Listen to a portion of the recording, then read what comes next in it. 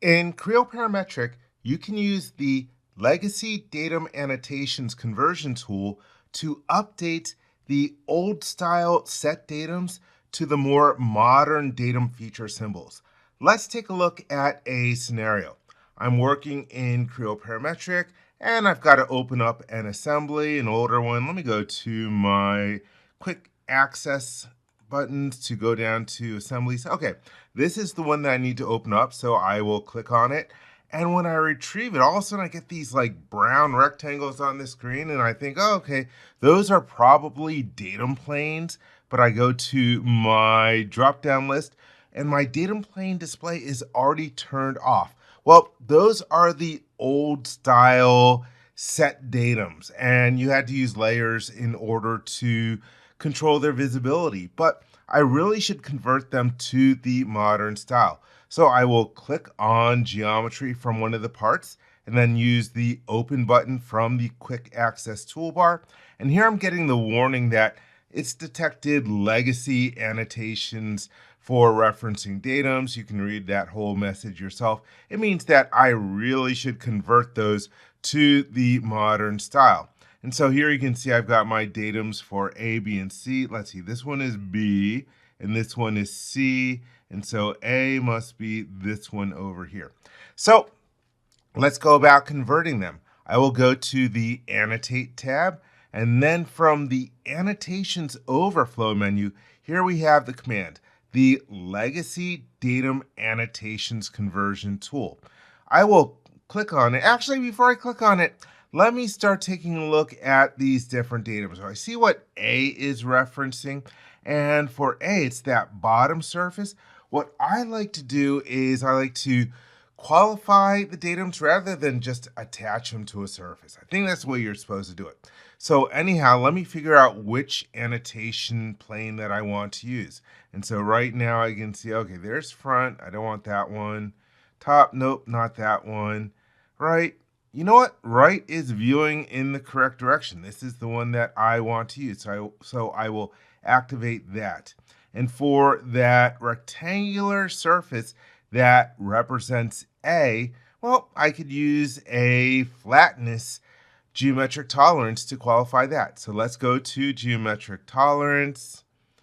And then I will go to the surface, make sure the surface highlights, and I will click on it. Then I'll move my mouse out to where I want the annotation to appear. I will click on the middle mouse button, and now I can specify which geometric characteristic I want. Like I mentioned, I want to use flatness, and so it updates, has a default value in there. I'm just going to leave the default value and deselect everything by clicking on the background of the screen. So that way I've made my first geometric tolerance. Now let's go about doing the conversion. I will go to the Annotations Overflow again and Legacy Datum Annotations Conversion. And when I click on it, it opens up the dialog box and it says, Set Datums Found. Use the Convert All Set Datums command to convert them to Set Datum Tag Annotations. And so here's the button that they tell me to press, so I will press it. And so now it's going to take those A, B, and C, but I've got these warnings, and it's basically telling me that I need to specify a reference for it to use.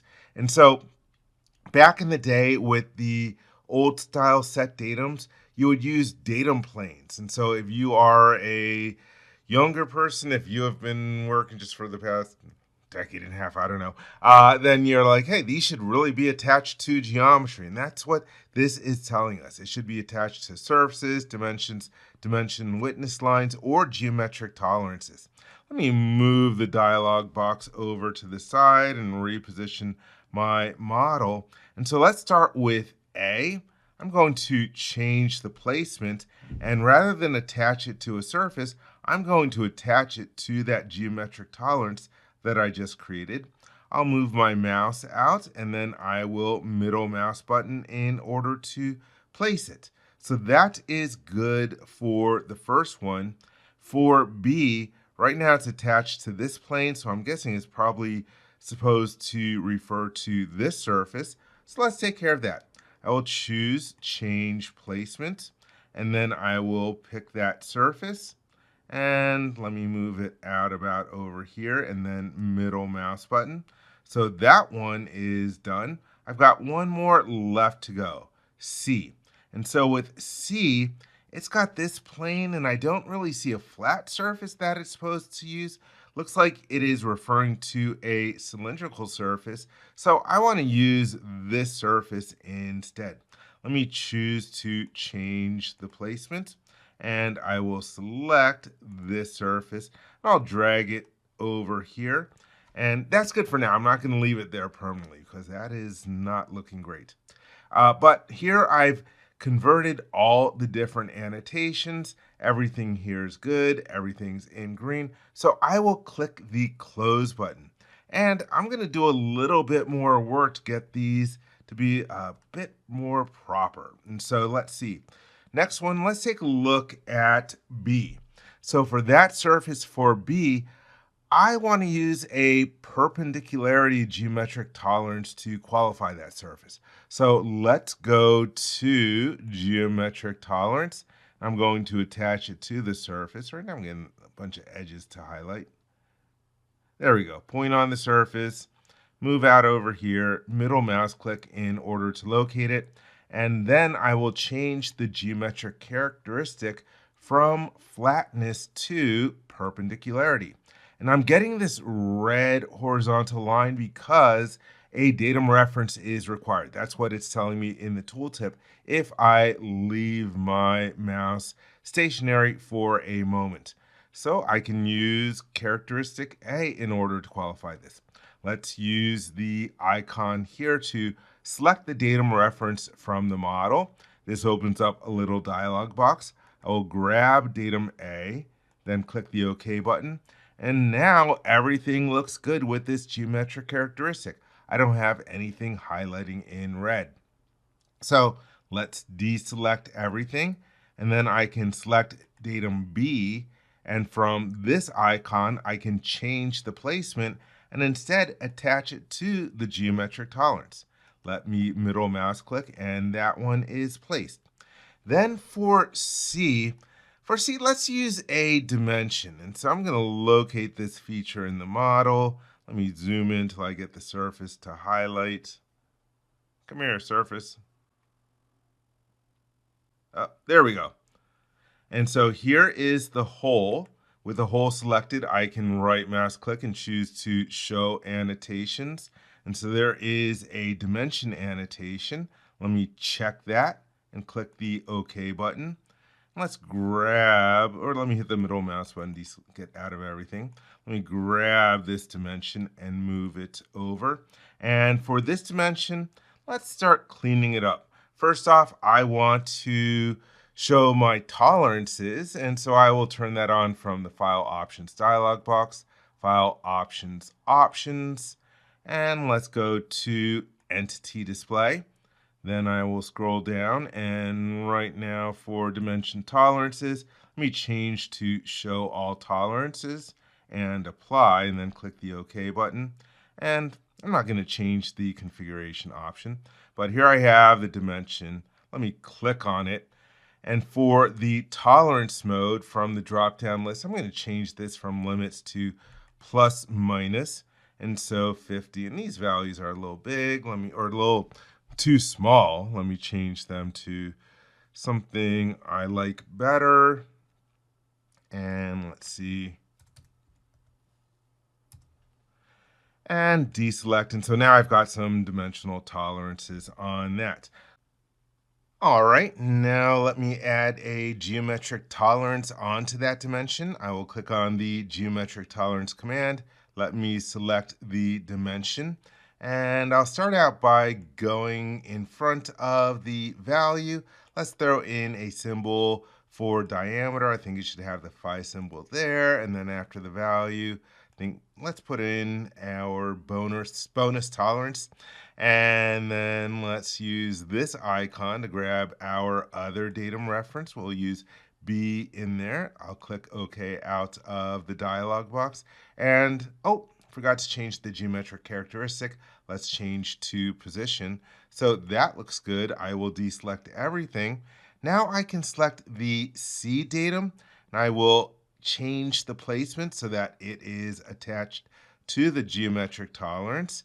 I'll position my mouse and then middle mouse button. And so there I have my different tolerances in the way that I want them to be. And so they're right now on the default all tab. Let me go to the assembly, and they're not visible in here, but I still always like to throw them on a combination state so they're not visible on default all. Let me go to the new button to create a new combination state. I have my combination states displayed as tabs at the bottom of the screen. I will rename this. I like to use the naming convention from Mill Standard 31000. I will call this Set Datums, even though they're no longer referred to as Set Datums. They're Datum Feature Symbols. But let me go back to default all, and let me grab these different ones. Let me choose the tolerances to assign them to state. And so I'll pick the dimension and this and this. I think I can pick the other ones as well. Let's just grab everything. And then I will assign to states and assign them to that new combination state that I created.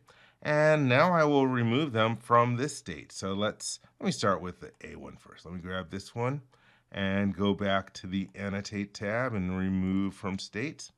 And this one as well. Pick it. Let's go to Annotate and remove from state, and go to this dimension and annotate, remove from state. And so if I go to 5 set datums, they're visible on here, but they're not visible in default all. And if I hop back over to the assembly again, they're not visible in here, which is what I want. There's still this A datum showing up from another component, probably this part. So I would repeat the process in order to take care of my legacy datum annotations in that part. But there you see an example of how to use the conversion tool to deal with them when you see those old set datums show up in an older model that you retrieve.